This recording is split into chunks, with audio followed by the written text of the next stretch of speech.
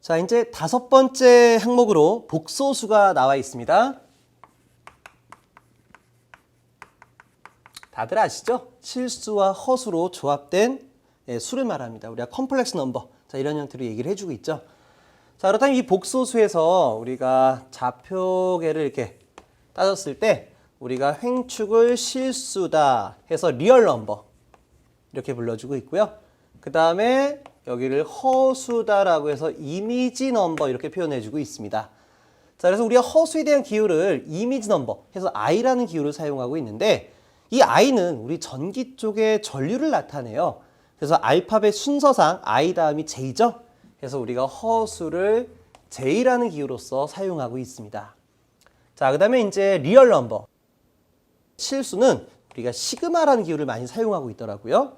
이게 왜 시그마인지 모르겠어요. R2를 우리가 시그마라는 기호로서 많이 표현하고 있다. 이렇게 생각을 해 주시면 됩니다. 자, 그래서 이제 우리가 이 J에 대한 크기는 얼마냐? 자, 이거 우리가 많이 했었어요. 우리가 이 평면에 대한 개념을 가졌을 때 이렇게 우리가 앞으로 뒤로 걸어갈 수 있는 상황으로 따지게 되면은 자, 이쪽으로 1m 정도 진행을 했다. 그렇다면 반대되는 방향은 우리가 마이너스 1이다라는 개념을 잡잖아요. 그래서 1과 마이너스 1의 관계는 곱하기 마이너스 1이다 이런 얘기예요. 다시 말해 1 곱하기 마이너스 1은 마이너스 1. 마이너스 1 곱하기 마이너스 1은 1. 자, 이거와 같이 이렇게 횡축에서 방향을 바꿀 때는 마이너스 1을 곱해주면 된다라는 규칙이 만들어집니다.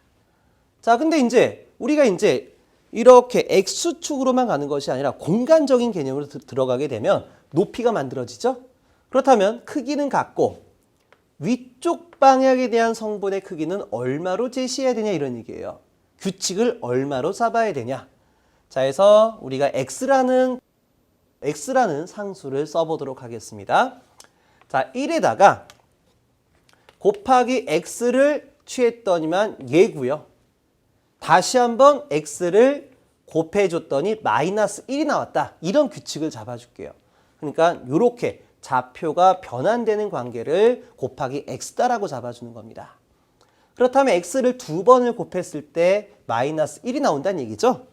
해서 X의 제곱은 마이너스 1이므로 양변의 제곱근을 취하게 되면 X는 루트 마이너스 1이라는 결과가 나옵니다. 그래서 우리가 이러한 약속에 의해서 허수 i 또는 허수 j는 루트 마이너스 1입니다. 라고 표현을 해주고 있습니다. 자, 그렇다면 여기서 우리가 가져가야 될 공식 한번 볼게요. 자, 복소수 연산에 대해서 처음에 가감 승제가 나오죠. 가감, 더하고 빼고 승제, 곱하고 나누고. 자, 기본적인 부분이에요. 자, 첫 번째요. 우리가 복소수 가감법.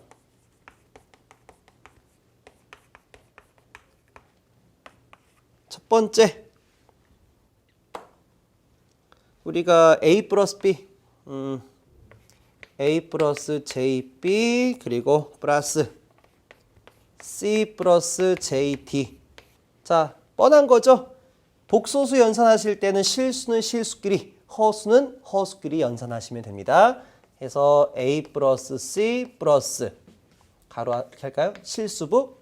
허수부 같은 경우에는 J를 줘서 B 플러스 D다. 자, 이렇게 표현하시면 되겠고요.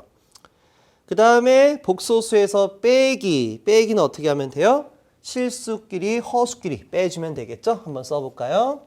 A 플러스 JB 마이너스 C 플러스 JD 하게 되면 실수끼리 빼줘라 해서 A 마이너스 C 플러스 J의 허수끼리 빼줘라. B 마이너스 D에 대한 형태로 써주시면 됩니다. 자, 그 다음에 이제 복소수의 곱하기가 나와 있어요. 한번 써볼까요?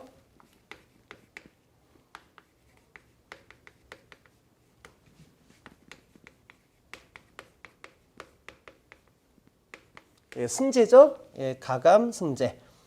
자, 곱하기에 대해서는 자, 이렇게 한번 써보도록 하겠습니다. A 플러스 JB 곱하기 C하고 D로 돼 있네요. C 플러스 J, D로서 나타내 보도록 하겠습니다. 자, 그럼 당연히 이게 분배를 이렇게 시켜서 각각 곱해주면 되겠죠? 그럼 이렇게 곱해주면 얼마가 돼요? AC 두 개 곱하면 플러스 J의 A, D가 되겠고요. 이렇게 곱해주게 되면 플러스 J, B, C가 되고요. 이렇게 곱해주게 되면 J 자승 B, D가 되는 거죠. 자, 근데 여기서 우리가 J는 루트 마이너스 1이라고 했던 것과 같이 J 자승은 마이너스 1과 같습니다. 해서 J를 J끼리 곱해주면 마이너스 1이 되므로 마이너스 B, D가 됩니다. 따라서 얼마가 되냐? AC, 자, 실수분은 AC 마이너스 BD가 되고요. 플러스 J, 허수분은 AD 플러스 BC가 됩니다. 결과적으로 어떻게 된 거예요?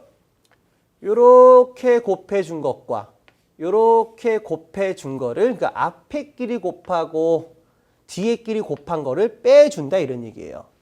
그 다음에 허수 부위는 어떻게 돼요? 바깥에 끼리 곱한 것과 안에 끼리 곱한 거를 더해줬다 이런 얘기죠. 근데 뭐 이것도 사실 의미가 없어요. 왜? 계산기 누르면 바로 답이 나오니까요. 자, 이제 두 번째 나누기를 한번 보도록 하겠습니다. 자, 이때 복소수의 나누기 쪽을 보다 보니까 먼저 공액복소수라는 개념도 이제 우리가 사용하고 있네요. 공액복소수. 그러니까 우리 아까 얘기했던 게 뭐였냐면 A라는 복소수가 A 플러스 J, B였다. 그렇다면 A의 공액복소수, 또 다른 말로는 우리가 A의 컨주게이트 또는 켤레복수 이런 얘기 많이 했었죠. 자, 그렇다면 어떻게 풀어요? 허수의 부호만 바꿔준다라고 얘기했었습니다. 자, 그래서 첫 번째 나와 있는 항이 A 플러스 A 공액복소수 값은 얼마냐? 그럼 이제 허수끼리 지워지다 보니까 2A다. 자, 이렇게 표현하고 있는 것 같습니다. 자, 두 번째 A 빼기 A 공액복소수 값은 얼마가 되냐? 실수끼리는 서로 지워지고요. 허수끼리 빼주면 되는데 부호가 바뀌었으니까 J, E, B가 되겠습니다. 자, 그쵸? 그 다음에 디귿. 자, 디귿에 보게 되면 이제 두 개를 곱해봐라 이렇게 돼 있어요. 두 개를 곱해봐라. 그러면은 A 곱하기 A 공액복소수를 취급하게 되면은요. 자, 한번 써볼까요? A 플러스 JB, A 마이너스 JB. 앞에 곱셈 공식에서 우리가 어떻게 했었습니까? A 플러스 B 곱하기 A 마이너스 B 하면 A 자승 마이너스 B 자승이었죠. 그러니까 A 자승 마이너스 B 자승인데 J 제곱이 또 들어가지네요. J 제곱. JB 자체가 B 아닙니까? B. 그러니까 J 제곱은 마이너스 1이 되므로 부호가 플러스로 바뀌면서 B 자승이 나올 것 같습니다. 해서 우리가 복소수와 공액복소수 처리한 거를 두 개를 곱하면 A 자승 플러스 B 자승에 대한 결과값으로 바뀌어진다 라고 보시면 될 것 같습니다. 자, 그래서 세 번째로 C 플러스 JD, A 플러스 JB가 있습니다. 자, 이걸 풀이를 어떻게 해주면 되냐? C 플러스 JD분의 A 플러스 JB에서 자, 아까 분모 자리에 허수가 있으면 안 된다라고 했어요. 루트가 있어도 안 된다라고 했어요. 그래서 이런 부분을 전부 다 풀어주기 위해서 여기에 공액복소수를 분모 분자에다가 다시 한번 곱해주겠습니다. 이렇게요. C-JD, C-JD. 그러면 자, 여기 어떻게 돼요? A 플러스 B, A 마이너스 B. 요 부분과 똑같이 만들어지죠? 그러니까 C 자승 플러스 D 자승에 자, A 플러스 JB 곱하기 C 마이너스 JD 어떻게 곱해집니까? 자, 여기에 나와 있는 거를 그대로 똑같이 가져가시면 되는 거죠. 그래서 교재와 같이 쓰면 될 것 같습니다. 그러니까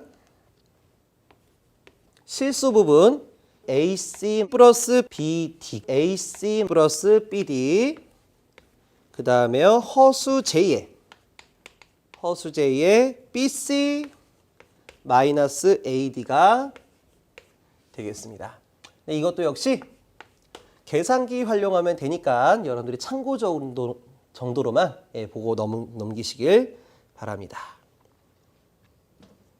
자, 이제 오일러 급수 나오네요. 오일러 급수. 자, 오일러 급수에서 아까 설명했던 지수 함수 2가 정의되어 있습니다. 공식 상당히 어렵죠. 근데 이거 할 필요가 없다라고 했어요.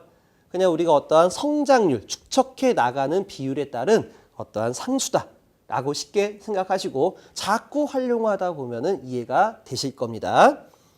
그래서 이제 오일러 상수에서 우리가 맥클로린 급수라는 게 나옵니다. 식 1-57, 58, 59.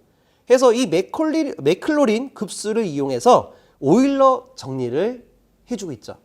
1-60번에 나와 있습니다. 근데 다 의미 없어요. 다 의미 없어요. 저희가 기억할 건 뭐냐면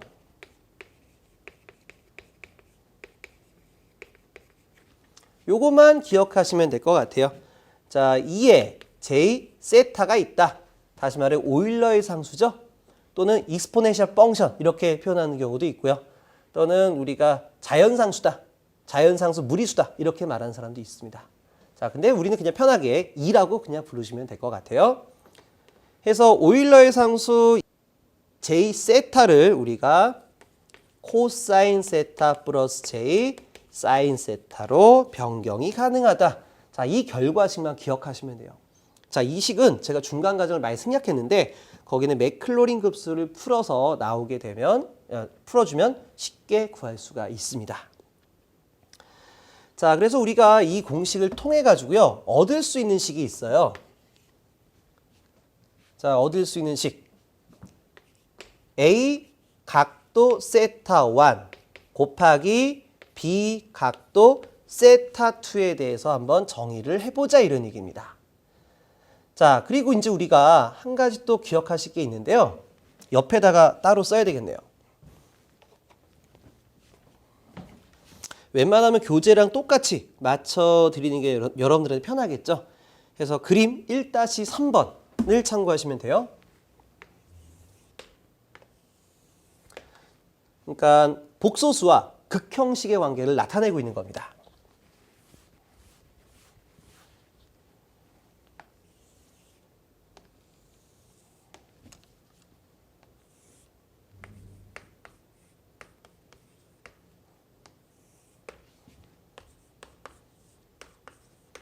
자, 우리가 각도에 대한 부호를 정의할 때요. 플러스 각도다. 그러면 반시계 방향으로 증가하는 이런 각도에 대한 개념이다. 자, 이 심벌 보세요. 이렇게 올라가는 개념이죠? 이게 플러스 방향이다 이런 얘기예요. 근데 이게 밑으로 내려가는 방향은 역방향 아닙니까? 그러니까 마이너스다. 이렇게 보셔도 되고요. 허수에 대한 기호도 마찬가지예요. 여기가 플러스 허수, 여기가 마이너스 허수 아니에요. 그러니까 마이너스로 가는 게 마이너스 각도고 플러스로 가는 게 플러스 각도다. 이렇게 보시면 되겠습니다. 자, 그 말은 여기 크기가 A고요. 그 다음에 사이각이 세타라는 것을 얘기하고 있습니다. 자, 그렇다면 이제 우리가 A 각도 세타, 여기에 실수부의 크기와 허수부의 크기는 얼마냐? 바로 직각삼각형이 만들어지죠. 해서 직각삼각형 밑변의 길이는 얼마입니까? 빗변 곱하기 코사인 세타가 됩니다. 자, 높이는 얼마요? 높이는 빗변 곱하기 사인 세타인데 허수가 있죠? J 곱하기 A의 사인 세타가 됩니다. 자, 그렇다면 A 각도, 요거부터 정리하죠. 자, A 각도 플러스 세타라는 개념은 자, A가 공통인자죠? 그러니까 A로 묶어서 코사인 세타 플러스 J의 사인 세타로 표현이 가능합니다. 자, 그리고요. 여기도 마찬가지입니다. 실수 크기 얼마요? 똑같아요. 크기는 A고 각도는 세타 각이에요. 그러니까 밑변의 길이는 A 곱하기 코사인, 높이는 허수의 부호만 바뀌는 거예요. 허수의 부호가. 그러니까 마이너스 A 곱하기 사인 세타가 됩니다. 따라서 A 각도 마이너스 세타는 얼마냐? A로 묶어서 코사인 세타. 코사인 세타 마이너스 A 사인 세타가 되겠습니다. 자, 그렇다면 여기서 우리가 기억하실 공식, 요거를 기억해 주면 되겠죠? A 각도 세타는 A 가로 열고 코사인 세타 플러스 J 사인 세타와 같고, A 각도 마이너스 세타는 A 가로 열고 코사인 세타 마이너스 J 사인 세타와 같다. 따라서 A 각도 플러스 마이너스 세타는 A 가로 열고 코사인 세타 플러스 마이너스 J 사인 세타와 같다라는 뜻입니다. 자, 근데 우리가 앞에서 한 가지가 더 있었어요. 맥클로린 급수를 통해 정의된 오일러 공식이요. 자, 보게 되면 이 J 세타는 코사인 세타 플러스 J 사인 세타라고 되어 있습니다. 물론 이게 플러스였을 때 얘기고요. 이게 마이너스가 되면 여기도 마이너스로 바뀌는 게 오일러 공식입니다. 자, 그러다 보니까 이 공식이 여기와 똑같죠? 여기와 똑같아요. 해서 이 부분은 A, 2의 플러스 마이너스 J 세타와 같다. 상당히 중요한 공식입니다. 우리가 이제 회로 이론에서 벡터 해석할 때요. 이러한 벡터의적인 개념, 우리가 극형식을 손쉽게 해결하기 위한 방법으로 오일러 공식을 활용한다라고 보시면 돼요. 상당히 중요한 부분입니다. 자, 그래서 이제 앞에 부분 설명드릴게요. 우리가 A 각도 세타 1이다 하면은 어떤 결과와 똑같아요? A 각도 플러스 마이너스 세타는 A 2의 플러스 마이너스 J 세타와 같다라고 얘기했습니다. 따라서 A 각도 세타 1은 A 2의 플러스 J 세타 1 곱하기 B 2의 플러스 J 세타 2와 같다는 얘기예요. 자, 그러다 보니까 지수의 미수와 같아요. 그럼 지수의 합이라고 그랬잖아요. 그러니까 얼마가 돼요? AB 2의 J 가로 열고 세타 1 플러스 세타 2가 되겠습니다. 자, 그렇다면 우리가 극형식을 지수함수 형태로 바꿨다는 얘기는 거꾸로 지수함수 형태를 극형식으로도 바꿀 수 있다 이런 얘기죠. 해서 이거에 대한 결과는 AB 각도 세타 1 더하기 세타 2가 되겠습니다. 자, 이게 좀 나는 좀 복잡하다 라고 생각하시면 무시하세요. 극형식의 곱은 상수끼리는 그냥 곱하시고요. 각도끼리는 그냥 더한다 라고 생각하시면 되는 거예요. 무시하세요. 이거를. 무시하세요. 자, 이거에 대한 결과는 AB 각도 세타 1 더하기 세타 2로 표현된다 라고 생각하시면 되고요. 자, 이거를 통해서 우리가 증명 안 해봐도 느낌적으로 알아요. B 각도 세타 2 분의 A 각도 세타 1이었다면 곱하기가 더하기였다면 나누기는 뭐가 되겠습니까? 그렇죠. 빼기가 되는 겁니다. 해서 B분의 A의 각도 세타 1 빼기 세타 2가 될 것이다. 자, 이거를 기억해 주시면 됩니다. 그래서 이제 1번에 대한 공식은 이걸로 외우지 마시고요. 바로 여기 나와 있는 극형식을 복소수로, 물론 극형식을 복소수로 바꿀 때는 그림을 같이 그려서 삼각함수 공식을 이용해 대입하시는 게 좀 바람직하겠고요. 그래서 극형식을 복소수로 바꿀 수가 있고 복소수를 지수함수 형태로 바꿀 수가 있다. 자, 이 공식을 우리가 함께 기억을 해주시면 됩니다. 그래서 이 복소수에 대한 개념에서는요. 나머지 막 이런 거 있죠. 우리 아까 복소수의 가감승제. 이건 계산기가 다예요. 계산기가. 그러니까 여러분들이 기억하실 필요가 없는 겁니다. 한 가지 뭐 기억할 게 있다면 뭐 켤레 복소수라든가 공액 복소수 또는 컨주게이트라는 이 용어를 기억하시고요.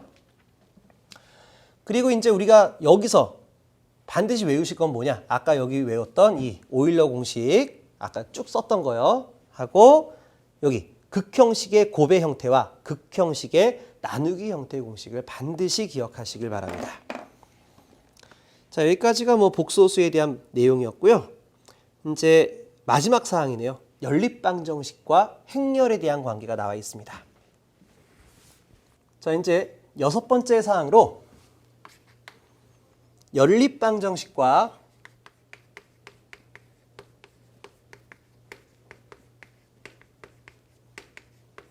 행렬입니다. 자, 우선 우리가 행렬을 매트리스다 이렇게 불러주고 있죠. 그래서 뭐 거기에 대한 내용 쭉 나와 있는데, 그 다음에 두 번째 정의사항에 보니까 행렬식을 풀이하는 방식으로 우리가 디터미넌트다 라는 말을 써주고 있어요. 그러니까 거기 표가 나와 있죠. 우리가 한번, 저는 1번이라고 해가지고 한번 써볼까요? 이렇게 행렬과 행렬식.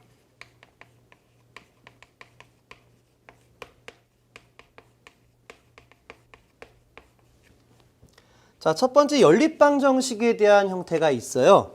그러니까 a1x 플러스 b1y 이퀄 d1.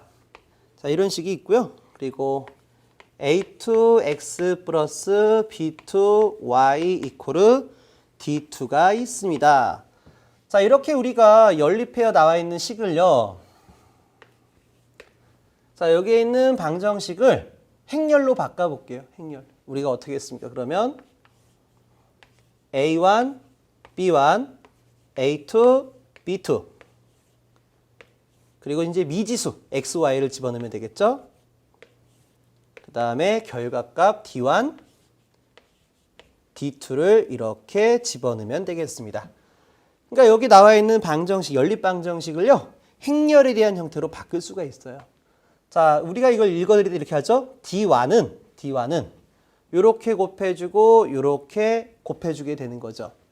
그래서 A1X 플러스 B1Y가 D가 된다. 자, 그 다음에 여기는 어떻게 돼요? 이렇게 먼저 또 곱해지죠. 그러니까 A2X 더하기 B2Y는 D2가 된다. 자, 이렇게 볼 수가 있습니다. 자, 그렇다면 우리가 행렬을 통해서 얻어지는 장점이 뭐냐? 바로 연립방정식에서 이 연립방정식에서 미지수 또는 변수 x, y를 구할 때 사용하는 게 행렬이다라고 생각하셔도 좋아요. 그러니까 우리가 연립방정식의 해를 조금 더 쉽게 도출하기 위한 방법 중에 하나가 행렬 방법이다라고 생각해 주시면 됩니다. 자, 여기서 우리가 행렬식이라는 게 있어요. 행렬식. 우리가 델타라고 그냥 불러주게 되는데, 자, 행렬식 같은 경우 요거를 한번 할까요? 그냥 이렇게만 쓰면 행렬이고요. 행렬식을 써라. 그러면은 디터미넌트. 자, 행렬식의 약자죠. A1, B1, A2, D2 이렇게 써주면 됩니다. 우리가 디터미넌트를 사용하게 된 이유는 요게 뭐 대괄호로 묶였다, 막 아니면 절대값이다 이런 기호로부터 혼란을 오지 않게끔 표기해 주는 거라고 보시면 될 것 같습니다. 그럼 행렬식 우리가 중고등학교 때 어떻게 풀었어요? 이렇게 크로스끼리 곱해서 빼줘라 이렇게 외우셨죠? 그래서 A1, B2 마이너스 A2, B1이 되겠습니다. 자, 이런 식으로 우리가 행렬식까지 알아봤습니다. 자, 그렇다면 우리가 아까 얘기했었습니다. 행렬을 사용해서 얻어진 효과가 뭐냐? 바로 이거예요. 여기 있는 미지수 X와 Y를 구하기 위함이었어요. 자, 그렇다면 네 번째, X값은 어떻게 구합니까? 자, X는 우리가 앞에서 구했던 델타에다가 델타 X를 나눠주시면 돼요. 자, 이렇게 제가 이렇게 표현을 해놨죠? 그럼 델타 X 구하는 방법에 대해서 알려드릴게요. 자, 디터미넌트 글자 생략할게요. 자, 델타 값 얼마? A1, B1, A2, B2. 자, 이렇게 쓰고요. 델타 X라는 값은 뭐냐면요. 여기 델타 값에서 요 첫 번째 줄 대신에 결과값을 집어넣으면 돼요. D1, D2. 그리고 여기는 그대로 씁니다. B1, B2. 자, 그럼 이제 요거 얼마 돼요? A1, B2 마이너스 A2, B1. 자, 이렇게 곱하면은 D1, B2 빼기 B1, D2가 됩니다. 네. 그다음에 여기 빼면은 여기 좀 이렇게 쓸게요. D2, B1. 글자가 좀 비슷하게 생겨가지고 헷갈리네요. 자, 이렇게 하면 X값이 구해지는 거예요. 아니, 난 이걸 봐도 좀 잘 모르겠다. 자, 이런 분들은 제가 예제를 넣어놨어요. 예제. 해서 연립방정식을 통해 우리가 구하는 방법에 대한 해가 나와 있고요. 그리고 그 똑같은 문제를 제가 지금 작성한 행렬식에 의해서 구하는 것도 있습니다. 두 개 비교해 보세요. 두 개 비교하시면 여러분들이 이 식이 왜 이렇게 나왔구나 라는 거를 이해하실 수가 있을 것 같습니다. 자, 근데 이것도요, 이것도 계산기 쓰면 나오거든요. 계산기 쓰면 우리가 이 연립방정식을 이렇게 행렬식으로 바꾸죠. 행렬식으로 바꿔요. 그럼 이 행렬식을 토대로 해서 x하고 y를 구하는 계산기 기능이 있어요. 제가 촬영한 공학용 계산기 사용법 영상을 보시게 되면 이 부분을 설명하고 있습니다. 거기 참고하시면 될 것 같아요. 그러니까 굳이 여러분들이 여기까지 식을 쓸 필요가 없다. 근데 거기 써드린 이유는 뭐냐면 행렬, 연립방정식과 행렬에 대한 관계를 이해해보자라는 개념이었습니다. 자, 다섯 번째로 이제 y. 자, y를 구할 때는 델타분의 델타 y를 구하시면 됩니다. 자, 델타 디터미넌트 A1, B1, A2, B2가 되겠고요. 델타 y를 구할 때는 여기 두 번째. 자, x를 구할 때는 여기를. y를 구할 때는 여기를 바꿔주시면 됩니다. 해서 y를 구할 땐 A1, A2는 그대로 쓰고요. 여기다가 D1, D2를 대입하시면 됩니다. 여기서는 요게 바뀐 거고요. 여기서는 요게 바뀌어진 거죠. 자, 그리고 나서 이걸 풀어주게 되면은 A1, B2, 마이너스 A2, B1이 되겠고요. 이렇게 곱해주면은 A1, D2, 마이너스 이렇게 곱해주면 A2, D1이 되겠습니다. 자, 이렇게 적혀져 있고요. 그 다음에 여기에 제가 교재에다가 지금 역행렬이 좀 빠져 있는 것 같은데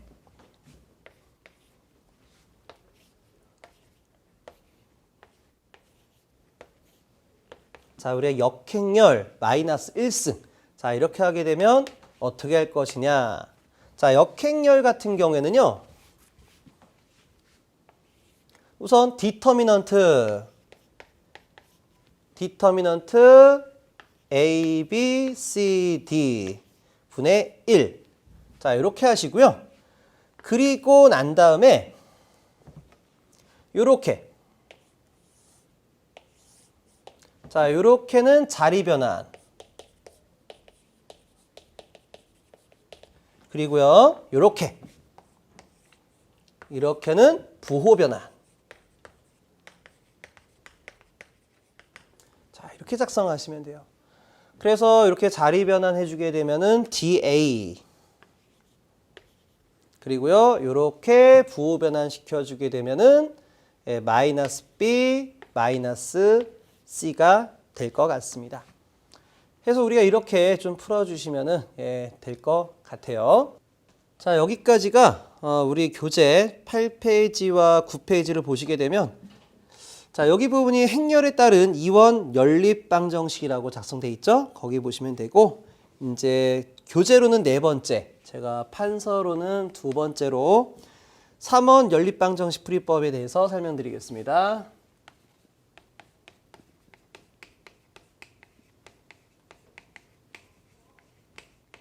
그러니까 앞에는 변수가 두 개였다면 여기는 변수가 x, y, z 세 개가 될 거다 이런 얘기예요. 자, 우선 여기 식을 한번 쭉 써보도록 하겠습니다. 연립방정식 A1 x 플러스 B1 y 플러스 C1 z 이코로 D1이 되겠고요. 두 번째 A2 x 플러스 B2 y 플러스 C2 z는 D2가 되고요. 세 번째 A3X 플러스 B3Y 플러스 C3 Z 이퀄 D3가 됩니다. 자, 그렇다면 이거를 여기 1, 2, 3번은 쓸 필요가 없겠네. 그냥 1번. 연립방정식. 자, 두 번째 이제 이거를 행렬식으로 바꿔보도록 하겠습니다. 그러면 이거를 그대로 써주면 돼요.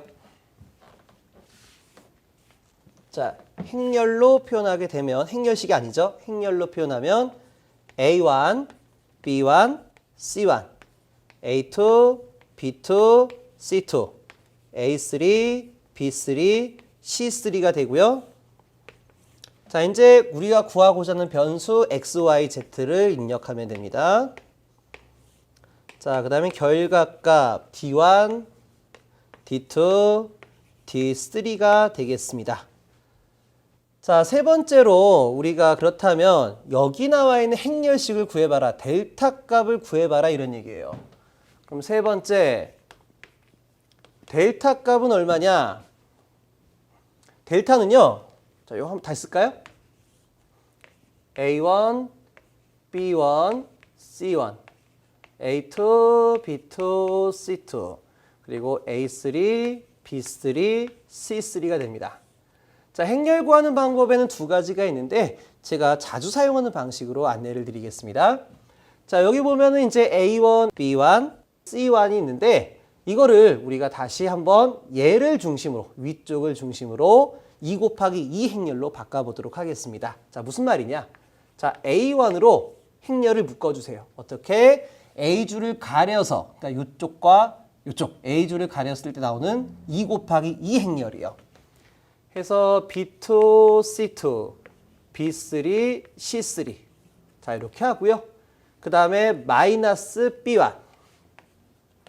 자, 그러니까 우리가 3 곱하기 3 행렬을 2 곱하기 2 행렬로 바뀔 때 앞에 묶어주는 상수 있죠? 이게 우리가 첫 번째 줄에 해당한다 이런 얘기예요. 그래서 그냥 묶는 게 아니라 부호를 플러스, 마이너스, 플러스. 자, 이런 형태로 부호를 바꿔주면서 묶는 겁니다. 해서 두 번째는요. B1으로 묶을 때는 여기 줄을 이렇게 가리는 거예요. 그럼 눈에 보이는 요 4개를 행렬로 묶어줍니다. A2, C2, A3, C3. 자, 이제 세 번째 플러스 C1으로 묶어주면 되죠. 해서 역시 C1 줄 여기를 가려서 이렇게 행렬을 만들어줍니다. A2, B2, A3, B3요. 자, 그럼 이걸 쭉 나열하면 어떻게 돼요? 자, A1으로 묶어서 이렇게 교차 곱해서 빼는 거죠. 그러니까 B2, C3 빼기 B3, C2가 되겠고요. 자, 마이너스 B1으로 묶어서 이렇게 곱해주면은 A2, C3 빼기 A3, C2가 되겠고요. 자, 플러스 C1으로 묶어주게 되면 이렇게 곱하죠? A2, B3 마이너스 A3, B2가 될 것 같습니다. 자, 이렇게 쭉 풀이하는데 원래 우리가 이제 학교에서 배웠을 때 어떻게 했었습니까? 자, 여기도 마찬가지예요. 우리 2 곱하기 2 행렬. 자, 좀 앞에로 가볼까요? 여기까지 가겠네요. 자, 2 곱하기 2 행렬 구할 때 어떻게? 왼쪽에서 오른쪽으로 사선을 내려서 곱할 때는 기호가 플러스고 반대쪽으로 화살표를 내릴 때는 마이너스다. 해서 두 개를 더한 게 바로 행렬식을 푸는 방법이다라고 이제 학습하셨을 거예요. 그래서 자, 여기도 마찬가지예요. 어떻게? 이렇게 화살표를 내려서 더해줍니다. 부호가 플러스예요. 그럼 어떻게 되냐? 자, 한번 해볼게요. A1, B2, C3. 그리고요. 여기도 마찬가지로 이렇게 끝에서 일로 오는 거예요. 이렇게 곱해줍니다. 이게 이제 일로 나가면요. 일로 나온다라고 보시면 돼요. 그럼 얼마요? 플러스 B1, C2, A3. 자, 이제 이렇게 또 곱해줘요. 이렇게 와서 이 두 개. 이렇게. 그럼 얼마? 플러스 C1, A2, B3가 되는 거예요. 자, 이제 마이너스 줄로 내리겠습니다. 자, 이렇게 마이너스 줄 내리게 되면 어떻게 돼요? 빼기 C1, B2, A3가 되겠고요. 자, 여기도 이제 이렇게 내리면 이제 1로 나온다라고 했죠. 이렇게. 그러니까 빼기 B1, A2, C3. 빼기. 이제 마지막 여기요. 1로 내려가게 되면 이렇게 나오게 되는 거예요. 그래서 빼기 A1, C2, A1, C2, B3. 자, 이렇게 해서 이제 행렬을 푸는 거예요. 근데 이렇게 풀이하는 방법도 있지만은 이렇게 위에 쪽에 있는 걸 가지고서 묶어서 2 곱하기 2의 행렬로 대응해도 똑같이 나온다 이런 얘기예요. 한번 볼까요? A1, B2, A3. A1, B2, C3. 여기 있죠? 그 다음에 마이너스 뭐예요? A1, B3, C2. 자, A1 들어간 데가 여기 있죠. A1, C2, B3. 자, 요게 여기 있잖아요. 하나만 더 해볼게요. 자, 요렇게 하게 되면 마이너스 B1, A2, C3인데 마이너스 B1, A2, C3 여기 있잖아요. 요렇게 하면 플러스로 바뀌죠? 플러스 B1, A3, C2 B1, C2, A3 여기 있네요. 요게 여기 있잖아요. 그러니까 이렇게 풀이가 되는 게 똑같이 나온다 이런 얘기예요. 그래서 지금처럼 요렇게 곱하고 요렇게 곱하고 요렇게 곱해가지고 더하기로 반대로 내리면 마이너스로 이렇게 푸시든가 아니면 저처럼 플러스 마이너스 플러스 플러스 마이너스 플러스 묶어서 2 곱하기 2 행렬로 A로 묶었다면 A줄을 가렸을 때 나오는 4개를 B로 묶었다면 B줄을 가렸을 때 4개를 C로 묶었다면 C줄을 가렸을 때 4개를 써주시면 되겠습니다. 상당히 복잡하죠? 근데 우리가 기사 시험을 보시려고 하면은 3 곱하기 3 행렬에 3 곱하기 3 행렬의 행렬식을 구하는 방법, 디터미넌트를 구하는 방법까지는 기억하시길 바랍니다. 자, 이제 네 번째로 델타 X 값은 얼마냐? 자, 여기만 뭐로 바꾸면 돼요? 저기만 D1, D2, D3 결과값으로 바꾸면 되죠? 나머지는 B1, C1, B2, C2, B3, C3 똑같이 가져가면 되고요. 자, 이제 델타 Y를 가져갈 때는 요 가운데 줄만 B1, B2, B3 D1, D2, D3로 바꿔주면 되고요. 델타 Z를 구할 때는 여기 줄만 D1, D2, D3 바꿔주시면 돼요. 그리고 난 다음에 교재에 나와 있는 것처럼 9페이지 교재에 나와 있는 것처럼 X는 델타분의 델타 X, Y는 델타분의 델타 Y, Z는 델타분의 델타 Z로 구하시면 되겠습니다. 자, 여기까지 하게 되면 1장 기초수학 공식을 쭉 한번 정리한 겁니다. 다시 한번 정리를 한번 해보도록 할게요. 우리가 이 1장 기초수학 1장에서 학습하신 사항은요. 제일 첫 번째로 삼각함수 공식이 나왔습니다. 해서 식 1-1, 1-2, 1-3을 기억해달라고 그랬었고요. 그 다음에 삼각함수의 상호관계 식 1-4, 1-5, 1-10을 기억해달라고 그랬죠. 그리고 네 번째 가법 정리와 반각 공식이 있었습니다. 자, 여기 같은 경우에는 우리가 라플라스 변환할 때 1-13번과 14번에 대한 식은 우리가 활용하고 있지만 15번과 16번의 활용 빈도는 다소 떨어진다라고 얘기를 드렸습니다. 자, 그 다음에 뭐 이제 곱셈 공식과 인수분해, 그 다음에 제곱근과 지수 법칙 너무나 기본적인 사항이죠. 그 다음에 로그 공식도 마찬가지였습니다. 로그에 대한 개념을 깊이 있게 가져가지 마시고 우리가 식 1-43번 5페이지에 나와 있는 43, 44, 45, 46, 47, 48번까지 우리가 기억하고 그 다음에 6페이지에 나와 있는 자연 로그에 대한 개념도 우리가 그냥 받아들이자 이런 얘기예요.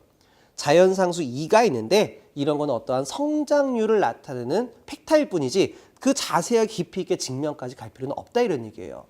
여러분들이 뭐 파이가 뭐 3.14 땡땡땡 나온다라고 하는데 이거 증명하면서 배우셨습니까? 그거 아니라고요. 목적에 맞게끔만 이 상수를 대입한 거죠. 그러니까 우리가 자연 현상에 나타나는 거를 사람이 이러한 상수를 찾아낸 거잖아요. 그러니까 이러한 증명에 의해서 얘를 찾아냈다. 이런 과정이니까 과정은 무시하시라고요. 어차피 이미 결론 난 겁니다. 그래서 결론이 난 이 상수를 우리가 어떻게 활용할 거냐라는 부분만 받아들이시게 되면 오일러 상수 2도 크게 어렵지 않은 부분이라고 볼 수가 있습니다. 자, 물론 복소수에서는 우리가 오일러 공식에 나와 있는 것과 같이 식 1-60번, 61번, 62번을 가져가면 된다라고 했습니다. 자, 그다음에 마지막으로 이제 행렬에 대한 내용이 나와 있는데요. 행렬 같은 경우는 여기 써 있죠. 우리가 가져갈 건 뭐냐? 연립방정식을 행렬로 변환하는 방법에 대해서 기억하시고요. 그리고 여기에 있는 행렬을 행렬식에 의해서, 다시 말해 디터미넌트에 의한 연산 방법이 어떻게 되는지 확인하십니다. 자, 이거 미지수 구하는 방법, 이게 크레머 공식인가 아마 그럴 거예요. 크레머 공식에 의해서 풀이하는 이 방식은요, 그냥 무시하셔도 좋을 것 같아요. 그냥 이런 게 있구나 라고 생각하시면 되고, 물론 공학용 계산기 사용 요령에 가시게 되면 우리가 이거를 계산기에 의해서 푸는 방법을 또 학습하게 될 겁니다. 자, 그 다음에 2 곱하기 2 행렬까지만 역행렬이 어떻게 식이 만들어지게 됐는지, 이 식, 활용 빈도는 매우 작아요. 매우 작은데 이런 게 있었구나 라고 생각만 해줬으면 좋겠습니다. 자, 그 다음에 뭐 3원 연립방정식도 마찬가지예요. 방정식을 행렬로 바꾸는 방법, 그리고 3 곱하기 3 행렬을 디터미넌트에 의해서 연산하는 방법까지만 행렬에서 정리를 해주시면 됩니다. 자, 이렇게 해서 우리가 가져가야 될 기초 수학 공식에 대해서 모두 안내를 드렸던 것 같습니다. 자, 그럼 다음 시간에는 우리가 이 기초 수학 공식에 대한 예제가 있어요. 제가 이제 10페이지에 보시면은 예제 13번까지가 있는데 그 문제 풀이에 대해서 설명을 드리도록 하겠습니다. 수고 많으셨습니다.